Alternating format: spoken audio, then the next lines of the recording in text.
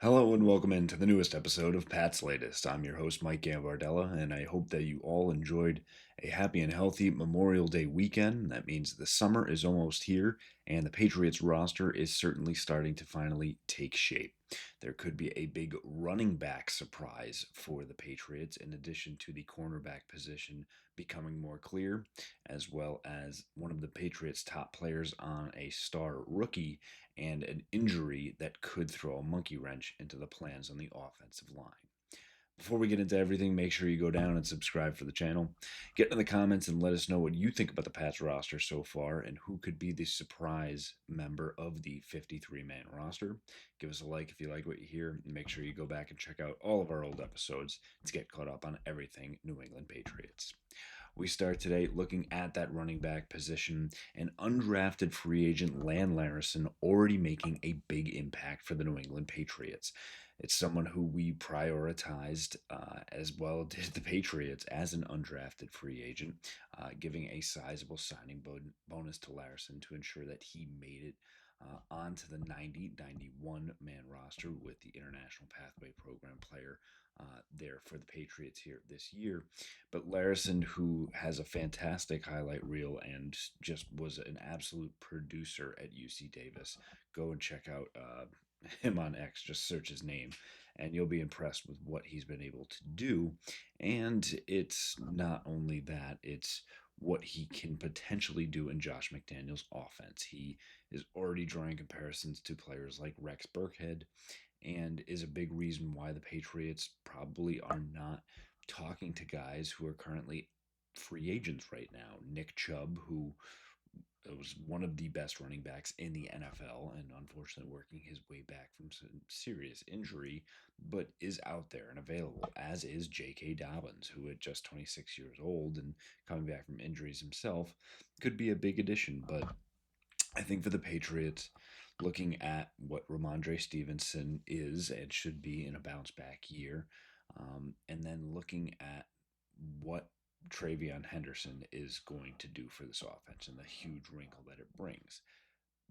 What this means with Larison already getting reps with the first team, and that's sizable considering he is an undrafted free agent. What that means is that Antonio Gibson's roster spot could be in jeopardy here.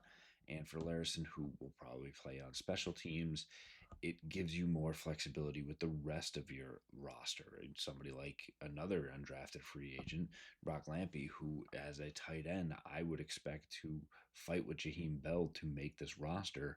I think especially if Josh McDaniels says, I want a fullback on this roster, Lampy could be that guy that serves as your third tight end and your starting fullback. And do not be surprised if you now see 3 or 4 undrafted free agents that actually end up making this team for the New England Patriots. We switch from talking about undrafted free agents to top players, first round picks, and priority skill positions as Christian Gonzalez and Kyle Williams, the third round rookie out of Washington State, have been matching up a lot for the first few days of offseason practices. And it's been obviously Christian Gonzalez who's come away with that matchup. Drake May went deep down the sideline trying to connect with Kyle Williams, and Gonzalez was able to jump that route and come away with the interception.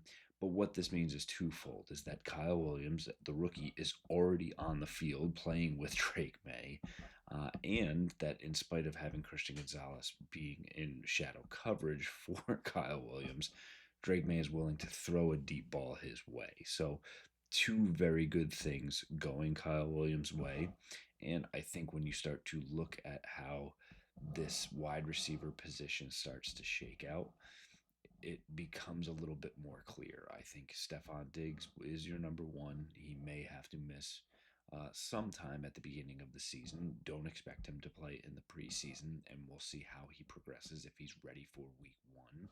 Mac Hollins as the free agent signing, who was a producer in the playoffs for the Bills last year, absolutely will be on this team and probably will be in the starting lineup, as will Pop Douglas, who is the best returning wide receiver and should lock down that slot wide receiver position. I think the next person up is Kyle Williams and will definitely rotate in with Hollins, can play in the slot as well, And again, if Diggs is not quite ready, he can get into that position as well. That's four wide receivers, and teams usually carry only six. Rare occurrences with that seven spot, more so with a Matthew Slater type when you're carrying that special teams player as well.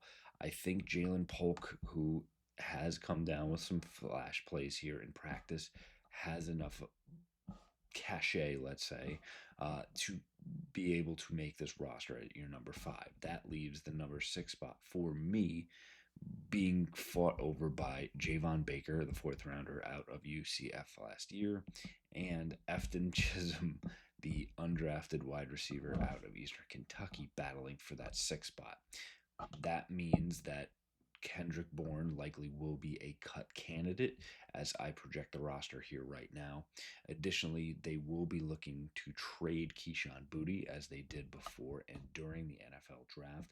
And if they cannot find a trade partner, again, looking to get a sixth or seventh round pick for him, don't be surprised if he is cut as well with a new team, with a new coaching staff, I should say.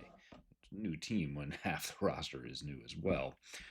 But with that coming in too.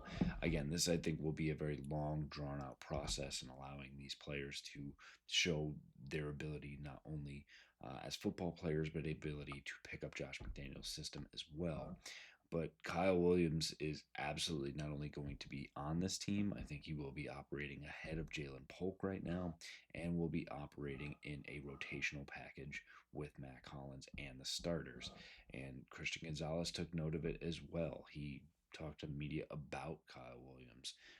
Instead, that he comes in, he keeps his head down, he gets to work. He said, he's hungry, he's ready to go, and at this point, that's all you can ask for from him. You come in, you get to work, and you ask questions when needed. And we know that Christian Gonzalez is a little more soft-spoken, so high praise indeed from Christian Gonzalez for the Patriots' top wide receiver draft pick. Additionally, on the offensive side of the ball, some troubling news as we've found out that Morgan Moses has a off-season knee surgery that he is recovering from. He suffered that injury way back in week 3 with the New York Jets, and now is not participating in full team drills during OTAs as he indeed recovers from that knee surgery. It was an MCL sprain that he and a bone bruise actually that he had back in that week 3 Thursday night win for the Jets. He missed 2 games at that time, and he actually was inactive for the regular season finale against the Dolphins as well. But Moses actually decided to prioritize getting that taken care of, and he is a little bit behind everyone else right now. And again, won't be in those physical portions of it, but he's out there as a leader for this team. He's been a consistent presence at voluntary workouts and OTAs now here as well. And 34-year-old really has become a mentor for Will Campbell, which is huge for getting the Patriots starting left tackle and rookie up to speed and as soon as possible. And I think while it can be, again, troubling to hear that your priority, high priced right tackle is still out because of off-season surgery, and it was one that dates back to early last season, that can give you pause. But I think for what the Patriots are looking for, give Moses some time to get back up to speed, let him continue to be the mentor for the younger players on this roster, let him get healthy, and then get in there as soon as the season's ready to go, and make sure you're protecting Drake May at all costs. Finally, we look on the defensive side of the ball and who will be joining Christian Gonzalez in that defensive backfield, specifically at the cornerback position. Obviously, Christian Gonzalez will lock down half the field, and the Patriots are hoping that another priority free agent signing in Carlton Davis will really split the halves and be able to do that. That brings the question of who are the slot cornerbacks for this team and looking at dime and nickel packages. Marcus Jones is more than capable to step into that role, and should be the first one to get a crack at it.